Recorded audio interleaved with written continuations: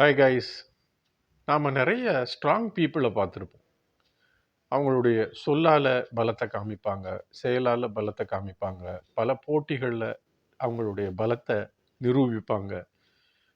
Car ரேசஸில் பார்த்துருக்கோம், two wheeler ரேசஸில் பார்த்துருக்கோம், grand ப்ரீன்னு சொல்லுவாங்க. இதே போல் பேச்சு போட்டிகளில் வார்த்தைகள் அவங்களுடைய சொல்லால் விளையாடி ஜெயிப்பாங்க. இவர்கள் பலசாலிகள் தான். ஆனால் இவர்களை விட ஆகச்சிறந்த பலசாலிகள் யாருன்னு கேட்டிங்கன்னா, மனதளவில் ரொம்ப ஸ்ட்ராங்காக இருப்பாங்க. வாழ்க்கையில் கீழே விழுவாங்க, முயற்சி எடுப்பாங்க, கீழே விழுவாங்க, மறுபடியும் எழுந்து அடுத்த முயற்சியை எடுப்பாங்க. அதை கீழே விழுந்த உடனே தோத்துட்டாங்கன்னு அர்த்தம் இல்லை. அது ஒரு அனுபவம். கீழே விழுவது, மறுபடியும் எழுவது, அடுத்த முயற்சி எடுக்கிறது.